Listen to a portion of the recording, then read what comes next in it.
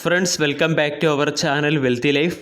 Power സെക്ടറിലെ market capitalization base മൂന്നാമത്തെ largest കമ്പനിയും അതുപോലെ തന്നെ PSU സെക്ടറിലെ ഒരു പ്രധാനപ്പെട്ട സ്റ്റോക്കുമായ power grid corporation of India limited എന്ന സ്റ്റോക്കിലെ ബോണസ് ഷെയർ അനൗൺസ്മെൻറ്റുമായി റിലേറ്റഡ് ആയിട്ടുള്ള ഒരു എക്സ്ചേഞ്ച് ഫില്ലിംഗ് നമ്മൾക്ക് 10th ജൂൺ 2021 കാണാൻ സാധിച്ചു.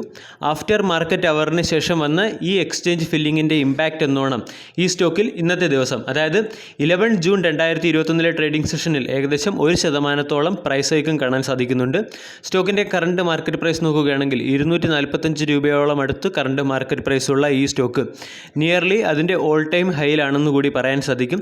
ഈ സ്റ്റോക്ക് മാത്രമല്ല, പവർ സെക്ടറിലെ ഒരുവിധപ്പെട്ട എല്ലാ സ്റ്റോക്കുകളിലും നമ്മൾക്ക് റീസെൻ്റ്ലി വളരെ നല്ല ഒരു മൊമെൻറ്റം കാണാൻ സാധിച്ചിട്ടുണ്ട്.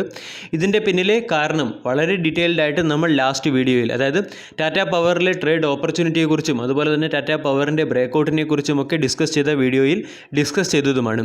ഇന്നത്തെ വീഡിയോയിൽ പവർ ഗ്രിഡ് എന്ന സ്റ്റോക്ക് റിലേറ്റഡ് ആയിട്ടുള്ള ബോണസ് അനൗൺസ്മെൻറ്റ്, അതുപോലെ തന്നെ പവർ ഗ്രിഡ് എന്ന സ്റ്റോക്ക് അസോസിയേറ്റഡ് ആയിട്ടുള്ള പ്രധാനപ്പെട്ട അഡ്വാൻറ്റേജുകളും ഡിസഡ്വാൻറ്റേജുകളും അല്ലെങ്കിൽ പോസിറ്റീവും നെഗറ്റീവ് പോയിന്റുകളും കൂടാതെ സ്റ്റോക്കിൻ്റെ ടെക്നിക്കൽ അനാലിസിസുമാണ് ഉൾപ്പെടുത്തിയിരിക്കുന്നത്. ഡീറ്റെയിൽഡ് വീഡിയോയിലേക്ക് കടക്കുന്നതിന് മുൻപേ വെൽത്തി ലൈഫ് എന്ന ചാനൽ നിങ്ങൾ ആദ്യമായാണ് വിസിറ്റ് ചെയ്യുന്നതെങ്കിൽ ചാനൽ ദയവായി സബ്സ്ക്രൈബ് ചെയ്യുക. For getting instant stock recommendation and regular market update, ചാനലിൻ്റെ സൈഡിൽ നിന്നും സ്വിംഗ് ട്രേഡിന് ആവശ്യമായ അഡീഷണൽ ഇൻസൈറ്റ്സ് ലഭിക്കുന്നതിന് വേണ്ടി ജോയിൻ ബട്ടൺ എന്ന ഓപ്ഷൻ കൺസിഡർ ചെയ്യാവുന്നതാണ്. ആദ്യം തന്നെ 10th ജൂൺ 2021 എക്സ്ചേഞ്ച് ഫില്ലിംഗ് പരിശോധിക്കുകയാണെങ്കിൽ പവർ ഗ്രിഡ് എന്ന കമ്പനി 17 ജൂൺ 2021 കമ്പനിയുടെ ബോർഡ് ഓഫ് ഡയറക്ടേഴ്സിൻ്റെ മീറ്റിംഗ് പ്ലാൻ ചെയ്തിട്ടുണ്ട്. ഈ ബോർഡ് ഓഫ് ഡയറക്ടേഴ്സിൻ്റെ മീറ്റിംഗിൽ കമ്പനിയുടെ Q4 റിസൾട്ടും അതോടൊപ്പം തന്നെ ഫൈനൽ ഡിവിഡൻറ്റും കൂടാതെ ബോണസ് ഷെയർ റിലേറ്റഡ് ആയിട്ടുള്ള അനൗൺസ്മെൻറ്റ്, അതായത് ഡിക്ലറേഷൻ ഓഫ് ബോണസ് ഷെയറും ഉണ്ടാകും എന്നാണ് നമ്മൾക്ക് എക്സ്ചേഞ്ച് ഫില്ലിങ്ങിൽ നിന്ന് മനസ്സിലാക്കാൻ സാധിക്കുന്നത്. അതായത് 17th ജൂൺ 2021 എന്ന് പറഞ്ഞാൽ പവർ ഗ്രിഡ് എന്ന സ്റ്റോക്കിനെ സംബന്ധിച്ചിടത്തോളം വളരെ ഇമ്പോർട്ടൻ്റ് ആയിട്ടുള്ള ഒരു ഡേറ്റ് ആയിട്ട് മാറുകയാണ്. റീസെൻ്റ്ലി പവർ ഗ്രിഡ് എന്ന സ്റ്റോക്ക് അസോസിയേറ്റഡ് ആയിട്ടുള്ള ലേറ്റസ്റ്റ് അപ്ഡേറ്റ് നമ്മൾ പരിശോധിക്കുകയാണെങ്കിൽ കഴിഞ്ഞ മാസം പവർ ഗ്രിഡിൻ്റെ ഒരു IPO നമ്മൾക്ക് കാണാൻ സാധിക്കുകയുണ്ടായി. അതായത് power grid infrastructure investment IPO ആയിരുന്നു നമ്മൾക്ക് കാണാൻ സാധിക്കുകയുണ്ടായത്. ഈ IPO മാർക്കറ്റിൽ ലിസ്റ്റഡ് ആയപ്പോൾ ആദ്യത്തെ ദിവസം 4% പ്രീമിയത്തോടു കൂടിയായിരുന്നു IPO മാർക്കറ്റിൽ ലിസ്റ്റഡ് ആയത്. എന്നാൽ അന്നത്തെ ദിവസം തന്നെ നമ്മൾക്ക് വളരെ വലിയ ഒരു പ്രോഫിറ്റ് ബുക്കിങ്ങും ഇവിടെ കാണാൻ സാധിച്ചു.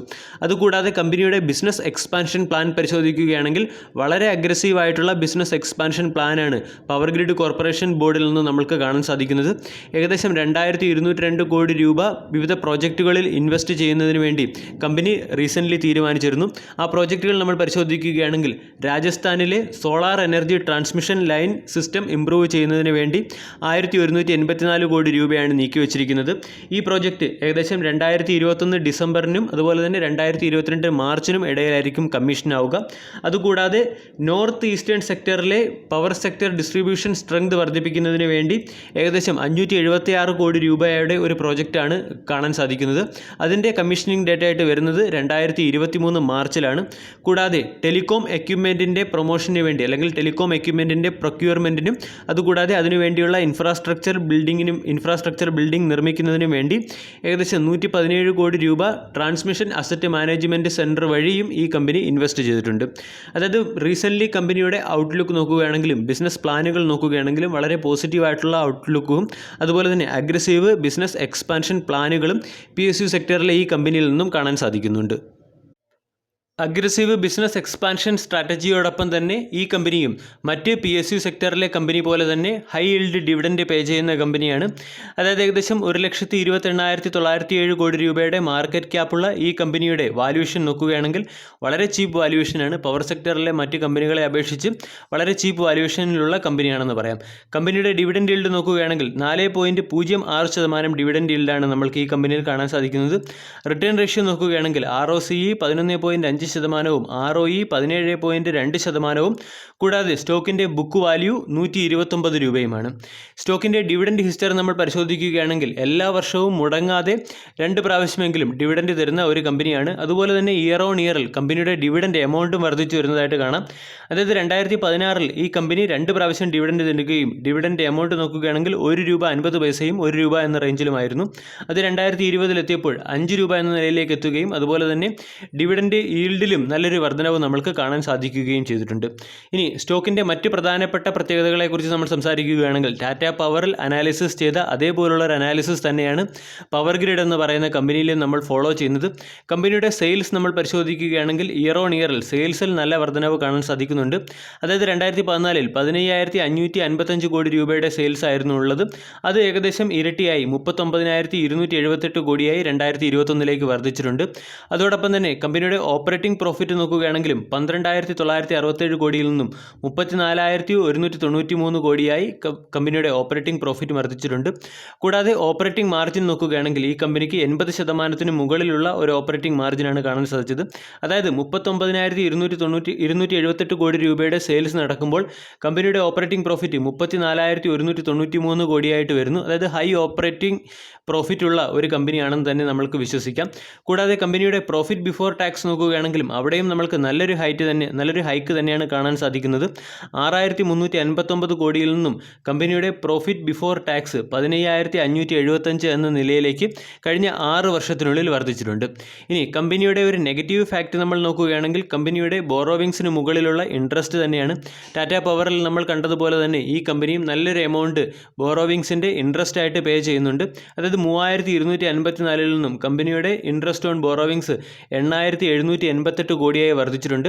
അതുപോലെ തന്നെ കമ്പനിയുടെ ബോറോവിങ്സ് നമ്മൾ നോക്കുകയാണെങ്കിൽ അവിടെ നമ്മളെ അത്ഭുതപ്പെടുത്തുന്ന രീതിയിലുള്ള ഒരു ബോറോവിങ്സ് ആണ് ഈ കമ്പനിയിൽ കാണാൻ സാധിക്കുന്നത്. 6,243 കോടിയിൽ നിന്നും കമ്പനിയുടെ ബോറോവിങ്സ് 1,36,372 കോടിയായി വളർന്നു കഴിഞ്ഞു.